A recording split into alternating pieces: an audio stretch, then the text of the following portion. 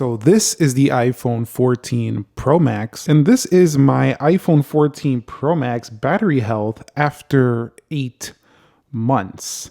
And in this episode, I want to show you how you can achieve this, or at least I'm going to share with you my experience and how I was able to maintain this for 8 months already. And I don't see it dropping at all anytime soon. I don't believe, as long as I keep up these habits. Now, keep in mind, first and foremost, iPhone 14 Pro Max models, some of them, and even iPhone 14 Pros and any iPhone 4 have you, will not always be perfect. Some of them are definitely going to drain faster than others, and you're going to hear the random comment here and there of a person who had a ridiculous drain. Sometimes you get a dud. You get a phone that just drains faster than the others. But for most, these tips and tricks should work out pretty well. Also, if you're feeling this case, this kickstand case with the MagSafe, I got this case for like $10. I'm going to go ahead and link that down below. First thing to do when you get your iPhone is go to the battery section and turn on your battery percentage. You're going to see it right up there in the battery icon, how much battery I have left.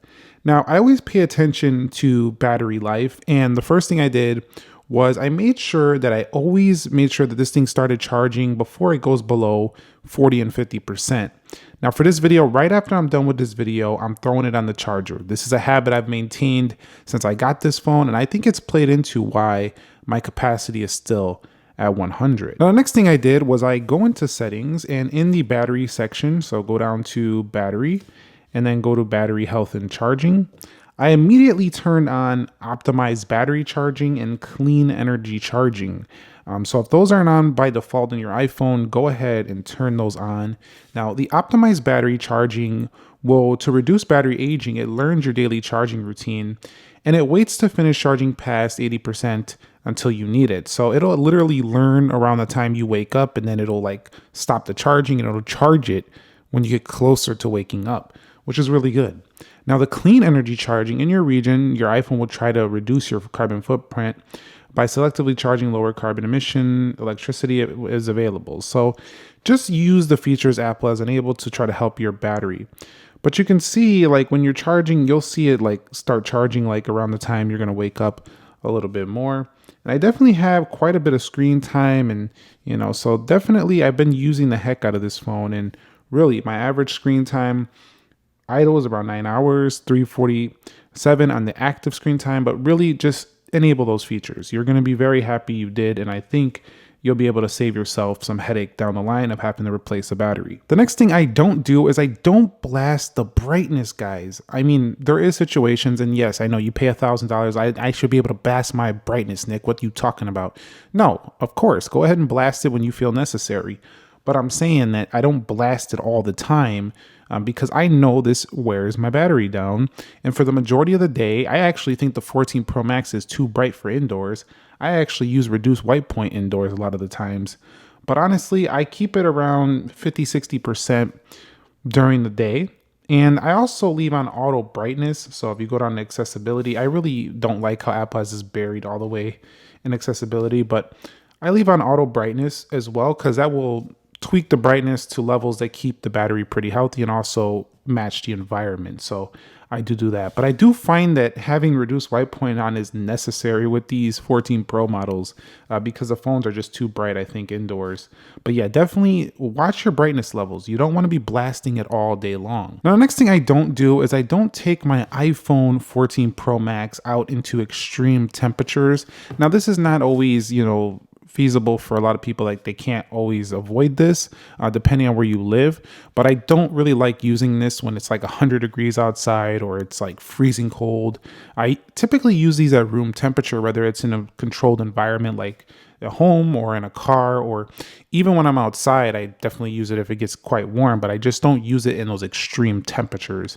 And I think this has played into why my battery life is still at 100 even 8 months later, because I've had iPhones that they dropped to 96, 7, 8 just in a few months, like 3 to 6 months. So already 8 months and it's still at 100. And I think this is playing into why. And I'm telling you right now, before you start saying, oh, this guy doesn't even use his phone because he's a reviewer. No, this is my main iPhone every day. I always have this one with a SIM on it. I use this phone specifically along with another Android phone every single day. At number 5, I don't use the camera heavily.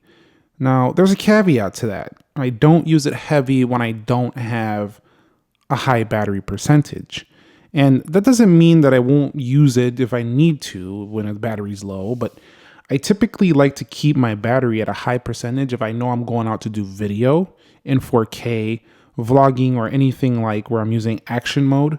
Photos I don't really care about, but when I'm really pushing it with the video quality stuff, I definitely like to keep the battery high. So if you know you're doing a lot of camera, photography, video that day, top your battery off. It's only going to save you in the long run, because you pushing the phone when it's already at low battery is not going to do you any favors for your long-term battery health. So definitely, I like to ensure that that's topped up. It's not even a big deal. Just charge your phone up before you go out and do photos. Also, if I am making a YouTube video or something with the camera, I do like to keep it plugged into a lightning while doing the video, because while having it plugged into a lightning cable into your computer or even onto a charger or anything, it definitely keeps the battery topped up. Now, charging it while using camera can warm it up a little bit too, because it's doing two things, but I like to ensure that the battery is keeping juice in it while using the camera. So that's just one thing I think about when I'm using it. And this is one thing I've done since I've had this phone, and I still have 100% battery health. Number 6, I don't really run heavy multitasking, specifically when I'm gaming. So I don't really run like a Call of Duty game.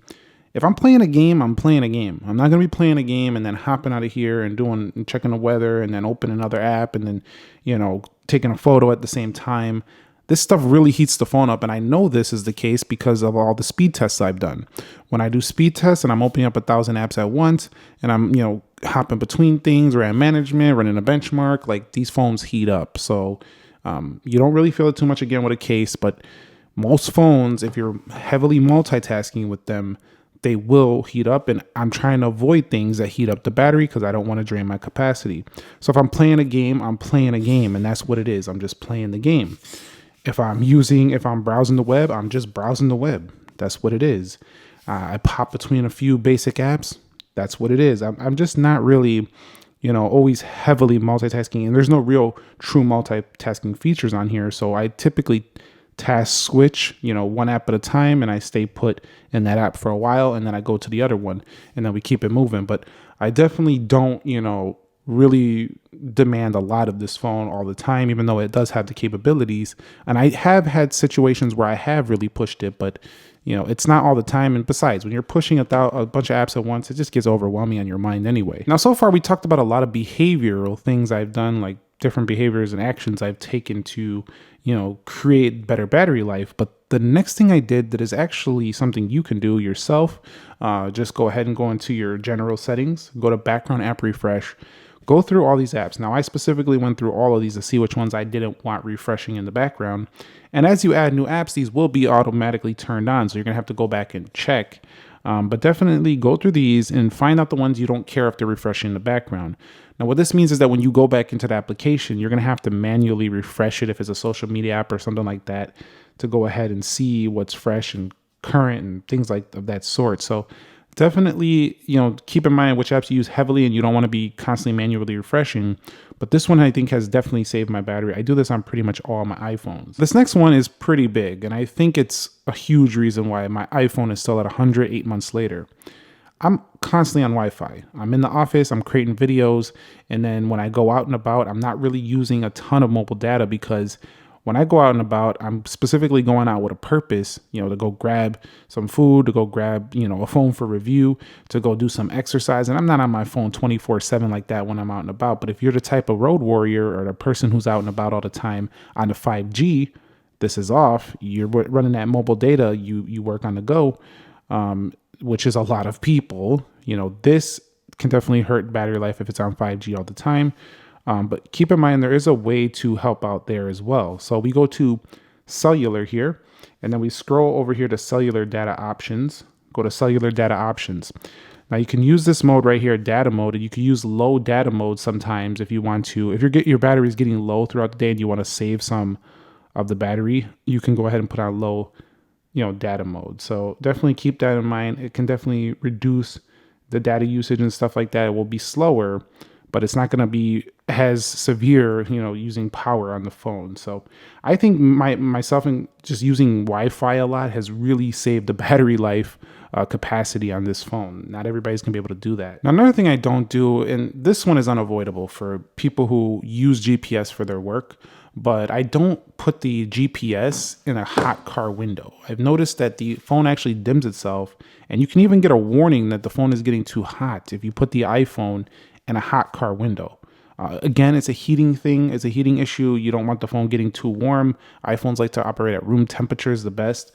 And if you have Apple CarPlay, use it because it doesn't make the phone as hot, definitely. So use Apple CarPlay if you have it. If you don't and you need to use your phone, I would keep it lower away from the window because when it's especially if you're in a hot climate. If you're in a cooler climate, it doesn't really matter. But if you're in a hot climate and it's always warm, it's always very hot and the sun is beaming on your windshield, definitely I don't do this, and I think this has helped as well. And the number 10, the last one on my list of things I haven't done that really have, I think, saved this battery capacity and kept it at 100 is personal hotspot. I'm not going to open it up because it's my password, but I don't really use personal hotspot. This is another big heating one where when you put the personal hotspot on, phone gets really warm because it's using the full data to transfer to your computer. The phone definitely heats up under personal hotspot. So I haven't used that much either.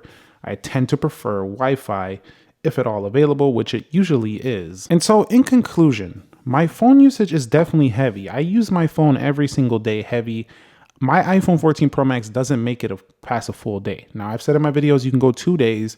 You can, but not with my type of usage. If you're a lighter user, a medium user, even a heavy user that's not like on it all day, but you're still using it throughout the day, you'll still make it into the second day.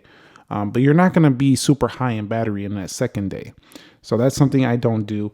I definitely charge it every day. I pay close attention to the battery life. I mean, there is the off day where you're just out of it. You're unconscious. You're not paying attention. You're just living your life and you just forget about it. And it doesn't matter. But I don't remember the last time I seen that thing turn red. I just don't let it get there. And every night I make sure I charge this thing with an Apple certified charger. It better be the Apple certified charger or a certified MagSafe charger from Apple themselves. There are some companies that do make certified chargers that are really good as well.